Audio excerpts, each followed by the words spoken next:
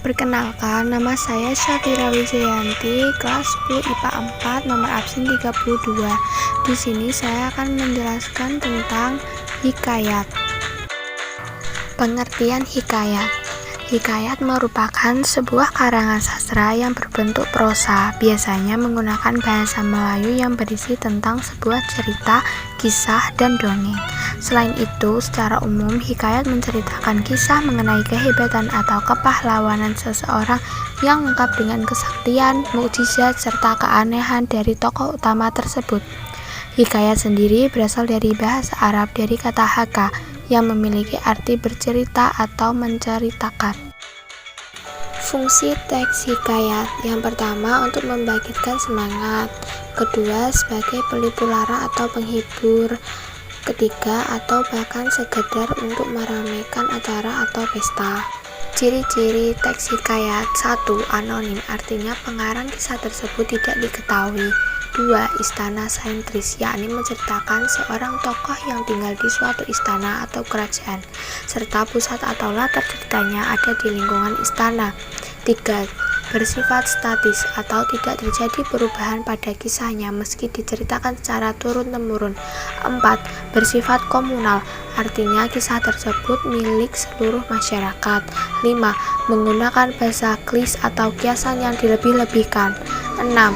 Menggunakan bahasa yang diulang-ulang. 7. Bersifat tradisional, artinya melanjutkan budaya atau tradisi yang dinilai baik. 8. Bersifat didaktis, yang artinya memuat tentang pendidikan. 9. Menceritakan tentang kisah universal manusia seperti konflik antara yang buruk dengan yang serta dimenangkan oleh sang baik. 10. Magis, artinya cerita yang dikarang ini akan membawa pembaca untuk masuk ke dunia khayal yang sangat indah. 11. Pralogis atau kemustahilan, yakni hikayat yang tak bisa diterima akal karena mengandung kemustahilan. Contohnya, seorang putri yang lahir dari gendang dan bayi yang lahir dengan panah dan pedang. Unsur-unsur teks hikayat. 1. Tema, yakni menunjukkan gagasan, ide, atau definisi yang mendasari cerita tersebut. 2. Latar merupakan latar belakang tempat, suasana, serta waktu yang dipaparkan dalam cerita hikayat.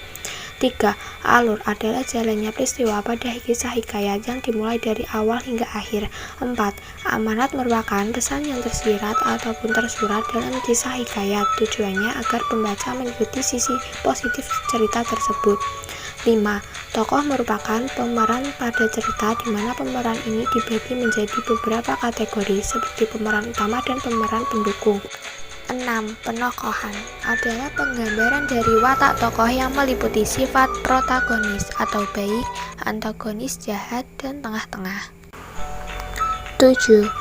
Sudut pandang merupakan pusat pengisahan atau dari sudut mana pengarang membuat cerita tersebut. Sudut pandang dibagi menjadi beberapa kategori, yakni sudut pandang orang pertama pelaku utama, sudut pandang orang pertama sampingan, sudut pandang orang ketiga sebagai pelaku utama, sudut pandang orang ketiga sebagai pengamat, dan gaya.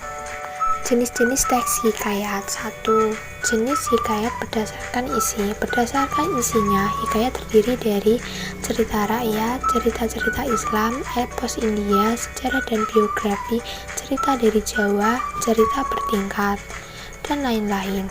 2. Jenis hikayat berdasarkan asalnya. Berdasarkan asalnya, hikayat terdiri atas 1. Melayu asli, 2. Hikayat hang tua atau bercampur unsur Islam.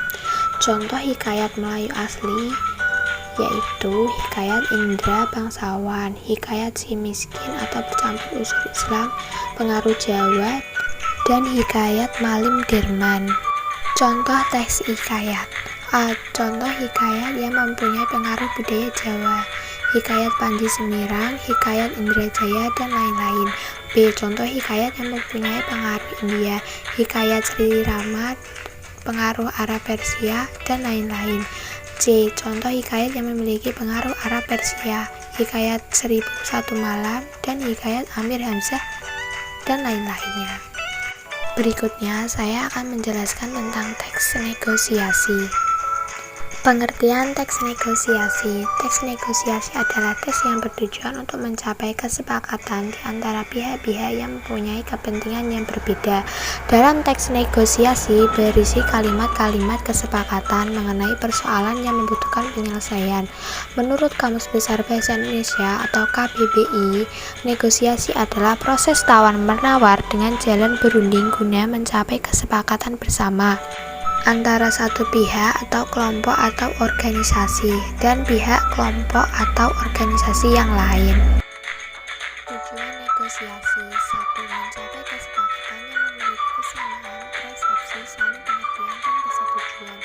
2. Mencapai penyelesaian atau jalan keluar bagi masalah yang dihadapi secara bersama. 3. Mencapai kondisi saling menguntungkan dan tidak ada yang dirugikan atau win-win solution. Ciri-ciri teks negosiasi: 1. Menghasilkan kesepakatan atau yang saling menguntungkan. 2. Mengarah pada tujuan praktis. 3. Memprioritaskan kepentingan bersama. 4. Merupakan sarana untuk mencapai penyelesaian. Kaidah kebahasaan teks negosiasi: menggunakan bahasa yang santun. Terdapat ungkapan persuasif atau bahasa untuk membujuk. Berisi pasangan tuturan. Kesepakatan yang dihasilkan tidak merugikan dua belah pihak.